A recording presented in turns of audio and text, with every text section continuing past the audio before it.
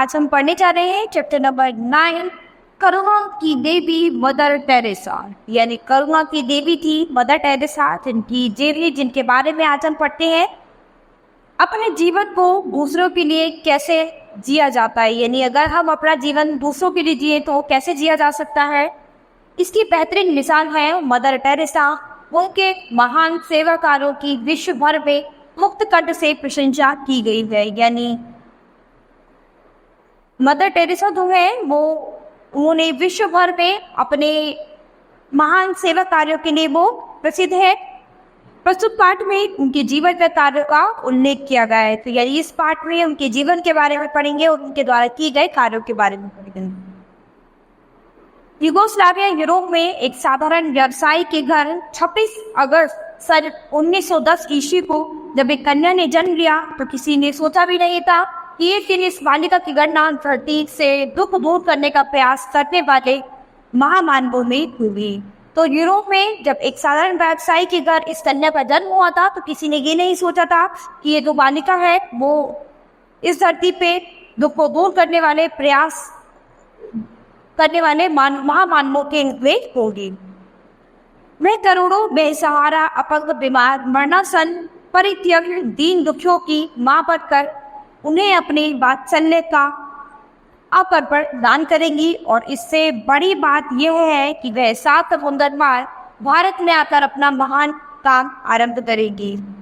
लेकिन ऐसा ही हुआ। मात्र 18 वर्ष की आयु में भारत में मिशनरी काम कर रही लॉरेंटो बहनों के बुलावे पर सन 1929 ईस्वी में एग्नेस नाम की वह कन्या भारत आ गई और सिस्टर टेरेसा कहलाई।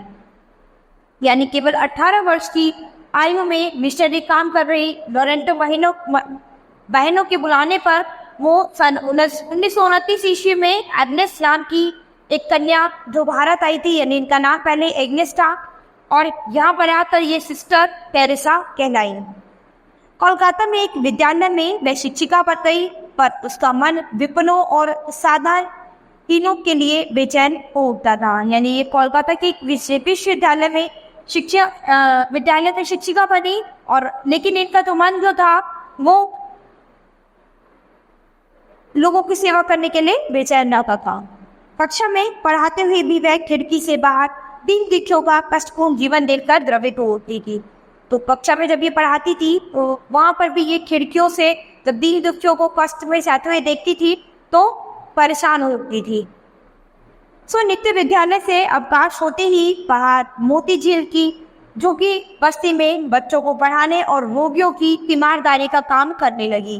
तो इसीलिए वो विद्यालय से अवकाश होते ही वहाँ पर पास में ही एक रोगी बस्ती थी, वहाँ के बच्चों को पढ़ाने और रोगियों की तीमारदारी का काम करने लगी। जैसा कि प्रत्येक महान कार्य के साथ होता है, मदर टेरेसा के काम भी काबुली प्रारंभ में विरोध हुआ। एक बार वह अंतिम सांसें ले रहे ऐसे रोगी को अस्पताल ले गई जिसका शरीर तक चूहों और चींटियों ने कुतर खाया था। तो जैसा कि कोई भी अच्छा काम करता है तो उसका दुनिया कहीं ना कहीं कैसे न कैसे विरोध करती ही है। तो ऐसे ही मदर टेरेसा के साथ भी हुआ। एक बार वो अंतिम सांस ले रहे एक रोगी को जब अस्पताल ले गई तो जिसका शरीर जो था वो चूहों और चींटियों ने बहुत ही बुरी तरह से कुतर रखा था। डॉक्टर ने उसका इलाज करने से मना कर दिया। जब टेरेसा ने बहुत आग्रह किया और दृढ़तापूर्वक कहा कि वह वहां से हटेगी नहीं तो अस्पताल वालों ने उस रोगिणी को फर्श पर लिटाने के लिए एक चटाई दे दी। 3 घंटे बाद ही वह मर गई। तो जब अस्पताल वालों ने उसका इलाज करने से मना कर दिया तो मदर टेरेसा जो थी उन्होंने उनसे बहुत ही आग्रह किया, लेकिन जब उन्होंने इतना आग्रह किया तो अस्पताल वालों ने उसे एक चटाई दे दी और वहां पर ही मर गई। उसके बाद मदर ने प्रण कर लिया कि अब ऐसे मरणासन अनाथा के लिए कहीं घर की व्यवस्था करेगी। उसके बाद उन्होंने ये प्रण कर लिया था कि इस तरह के जो लोग होंगे उनके लिए वो एक घर की व्यवस्था करेंगी। कोलकाता नगर पालिका के सहयोग से उन्हें कालीकट में 2 जीर्णशीर्ण धर्मशालाएं मिल गई और इस प्रकार निर्मल हृदय निवास की नींव पड़ी। तो इसके बाद इन्हें कोलकाता नगर पालिका के सहयोग से कालीकट में 2 जीर्णशीर्ण धर्मशालाएं मिल गई और इस प्रकार इन्होंने अपना निर्मल हृदय निवास की इनके नींव पड़ गई। नीले किनारे की सफेद साड़ी पहने परंपरावादी भारतीय महिला के समान सिर ढांपे कोलकाता की गलियों में बिना धन, बिना संगी साथियों और सहायकों के घूम रही छोटे कद की यूरोपियन महिला को घूमते देखना एक अपूर्व और अविश्वसनीय दृश्य होता होगा। परंतु शीघ्र ही कोलकाता के लोग समझ गए कि यह महिला संपूर्ण त्याग, लगन और निस्वार्थ भावना से दीन दुखियों की सेवा करती है। तो ये जो थी बहुत ही सादगी में थी। तो लोगों की बिना किसी धन के, बिना किसी संग साथी के, जब ये छोटे कद की यूरोपियन महिला जो हुई ये इधर उधर घूमती और अविश्वसनीय दृष्टि से सभी लोगों की सेवा करती थी, तो वहाँ के लोग जो थे वो धीरे धीरे समझ गए कि ये महिला जो है ये संपूर्ण त्याग, लगन और निस्वार्थ भावना से दीन दुखियों की सेवा करती है। धीरे धीरे उन्हें सहयोग मिलने लगा। एक दिन किसी ने शामफट दान दे दिया तो दूसरे ने खड़िया मिट्टी दे दी। फिर लोरेटो की कुछ शिक्षिकाएं भी साथ आ गई। फिर तो विद्यालय, औषधालय, चिकित्सालय, निर्मल हृदय आदि बनते गए।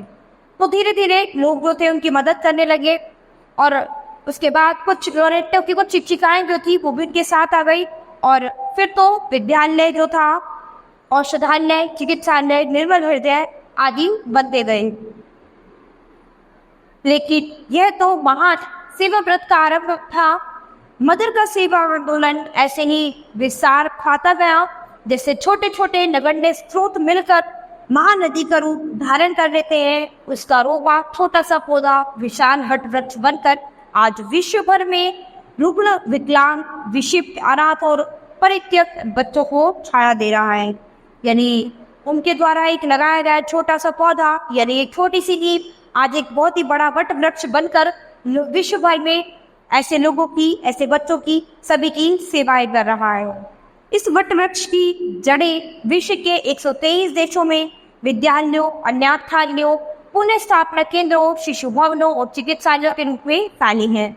जिनमें लगभग 4000 सेविकाएं रात दिन सेवा कार्य में जुटी हुई है। विकासशील गरीब देशों में ही नहीं वरन संपन्न विकसित देशों में भी मदर टेरेसा ही करुणा का कृपा प्रसाद लोगों को मिलता है। लंदन में वाटरलू पुल के नीचे गत्तों पर सोने वाले गरीब हो या फिर पोप की नगरी वेटिकन सिटी के निर्धन, मदर टेरेसा ने उन्हें भी दिन में एक बार गरमा गर्म भोजन देने की व्यवस्था की है। यानी कोई लंदन में वाटर पूल के नीचे गत्तों पर सोने वाले चाहे गरीब हो या फिर पोप की नगरी वेटिकन सिटी के कोई निर्धन हो, तो मदर टेरेसा ने सभी को ही दिन में एक बार गरम गरम भोजन देने की व्यवस्था की। मदर टेरेसा धर्म, जाति, वंश, पद या राष्ट्रीयता जैसी सीमाओं के ऊपर थी। विश्व के संपन्न, यशस्वी और प्रतिष्ठित व्यक्ति भी उनकी सहायता करना अपना पवित्र कर्तव्य समझते थे। यानी धीरे धीरे सभी, ये किसी भी धर्म, जाति, पद, राष्ट्रीयता किसी में भी भेदभाव नहीं करती थी और धीरे धीरे सभी प्रतिष्ठित लोग जो थे वो उनकी सहायता करना अपना कर्तव्य समझने लगे और अपनी किसी योगदान द्वारा उनके क्रियाकलापों से जुड़ना अपना सौभाग्य मानते थे। उनके आश्रम में आकर झाड़ू बुहारी और फर्श की सफाई जैसा साधारण काम करके अपने को गौरवान्वित मानते थे। तो उनके आश्रम में अगर कोई झाड़ू या फिर कोई भी सफाई किसी भी तरह का कोई काम करता था तो लोग अपने आप को बहुत ही गौरवान्वित समझते थे। यही कारण था कि मदर को धन का अभाव कभी नहीं रहा। इसी कारण से मदर टेरेसा को कभी भी धन का अभाव नहीं रहा। उनके विचारों और प्रकल्पों को सार्वभौमिक स्वीकृति इससे भी प्राप्त हुई कि किसी भी राष्ट्र के अति सामान्य जन से लेकर अति विशिष्ट जनों तक सभी प्रकार के लोग इस आंदोलन से जुड़े और इस प्रकार एक व्यापक मानव श्रृंखला का निर्माण हो सका। टेरेसा में मानवीय करुणा और सहृदयता के गुण जन्मजात थे। यानी वो पैदाइशी जो थी वो बहुत ही करुणामयी और सहृदय यानी मन की बहुत ही अच्छी थी। कोलकाता आकार, निर्धन, अभागे और परित्यक्त बच्चों, बूढ़ों, अपंगों की सेवा का व्रत जब उसने लिया तो एकमात्र 18 वर्ष की नवयुवती थी। तब से लगभग 70 वर्ष तक वे निरंतर सक्रिय रूप से इस व्रत को निभाती रही। यानी वो केवल 18 वर्ष की थी जब उन्होंने गरीब बच्चों, निर्धन लोगों और बूढ़े अपंगों की सेवा करने का व्रत लिया था और उसके बाद वो लगभग 70 वर्ष तक इन सभी की सेवा करती हुई इस व्रत को निभाती रही। बस्ती गलियों और फुटपाथों पर पड़े अनाथ बच्चों को उन्होंने माँ का आंचल दिया। कभी कभी तो उन्होंने कूड़ेदान में पड़े नवजात शिशुओं को भी उठाया। उन्होंने दीन दुखियों के दरवाजे पर दस्तक दी, पीड़ितों का आलिंगन किया, तपती धरती पर नंगे बदन नंगे पांव घूमते बच्चों को स्नेह का स्पर्श दिया, रिश्ते घावों को सहलाकर उनकी चिकित्सा की सुविधाएं प्रदान की। यानी वो जो कोई भी अनाथ बच्चा होता था उसको एक माँ का आंचल देती थी और कभी कभी तो वो कूड़े कचरे में पड़े नवजात शिशुओं को भी एक नया जीवन देती थी। तो धीरे धीरे उन्होंने जितने भी पीड़ित लोग थे उसका आलिंगन किया। वो तपती धरती पर नंगे बदन में होते थे, नंगे पांव घूमते हुए बच्चे जो थे उनको स्नेह का स्पर्श दिया उन्होंने और धीरे धीरे उसको सहला कर उनकी चिकित्सा की सुविधाएं भी प्रदान की। निर्धन बच्चों को विद्यालय की राह दिखाई कि वे सनातन अंधकार से प्रकाश की ओर बढ़ सके और जो भी गरीब लोग थे उनको विद्यालय का रास्ता दिखाया जिससे वो अंधकार से प्रकाश की ओर आगे बढ़े। और तो और मृत्यु की ओर बढ़ रहे रोगियों को भी इस बात की चिंता किए बिना कि वे 2 घंटे जीवित रहेंगे या 2 दिन, उन्होंने उन्हें आशा प्रदान किया कि वे शांतिपूर्वक अंतिम सांसें ले सके। तो जो लोग रोगी थे जिसको ये कहा जाता था, जिनको अस्पताल वगैरह में ये बोल दिया जाता था कि वे केवल 2 घंटे जीवित रहेंगे या फिर 2 दिन, तो उन लोगों के लिए भी मदर टेरेसा ने एक आश्रय प्रदान किया कि वे शांतिपूर्वक अपनी अंतिम सांसें ले सकें। मदर टेरेसा ने सन 1948 ईस्वी में भारतीय नागरिकता ग्रहण कर ली थी। उनकी सेवा भावना से मिशनरीज ऑफ चैरिटी संस्था का जन्म 1950 में हुआ। तो इन्होंने 1948 ईस्वी में भारत की नागरिकता ग्रहण कर ली थी और इनकी सेवा भावना से मिशनरीज ऑफ चैरिटी संस्था का जन्म 1950 में हुआ था, जिसे अंतर्राष्ट्रीय ईसाई समुदाय ने सन 1965 ईस्वी में मान्यता प्राप्त हुई। पर मान्यता की चिंता किए बिना वे मानव सेवा व्रत में लगी रही। काली मंदिर के निकट पहले निर्मल हृदय की स्थापना सन 1952 ईस्वी में हुई और उसके बाद आसनसोल में एक कुष्ठाश्रम और आश्रम खोला गया। मदर टेरेसा जैसा व्यक्तित्व सदियों के अंतराल में जन्म लेता है, इतनी महान हस्ती का व्यक्तित्व देखने में एकदम सामान्य था। यानी ये जितनी महान व्यक्तित्व वाली थी लेकिन देखने में एकदम सामान्य थी। वे सदा सस्ती सी सफेद सूती साड़ी पहनती थी। गौर से देखने पर साड़ी पर रफू के निशान भी दिखाई पड़ सकते थे। यानी अगर हम गौर से देखें तो उनकी साड़ी पर रफू के निशान भी दिखाई देते थे। वे जिन सेविकाओं से घिरी रहती थी वे भी प्राय साधारण और निर्धनता पारिवारिक पृष्ठभूमि की होती थी। यानी जो उनकी सेविकाएं होती थी वो भी बहुत ही साधारण और निर्धन परिवार की ही होती थी। टेरेसा अधिक पढ़ी लिखी भी नहीं थी, इसीलिए विद्वता या दार्शनिकता का प्रभामंडल भी उनकी नहीं थी। छोटा कद, दुर्बल देह, झुके हुए कंधे, दोहरी कमर, अभिवादन के लिए उठे टेढ़े से हाथ, कमजोर लड़खड़ाती सी टांगे, सब कुछ एकदम निर्विवेश। हाँ, उनकी आंखों में दिव्य प्रेम की झलक थी, उनमें करुणा का सागर भरा रहता। वे जिससे भी बात करती थी लगता जैसे भगवान ईश्वर मानकर बातें कर रहे हैं। यानी वो जो थी वो एक दिव्य प्रेम की मूर्ति थी जिनके अंदर बहुत ही करुणा दया भरी हुई थी और जब भी वो किसी से बातें करती थी तो ऐसा लगता था साक्षात भगवान से बातें कर रही है। संभवतः मदर की इस विशेषता के कारण भारत पे उनका काम सुगम हुआ। हमारा भारत संत महात्माओं का देश रहा है और उनका आदर हमारा स्वभाव रहा है। यही कारण है कि भारत मात्र एक देश ही नहीं, एक संस्कृति भी है।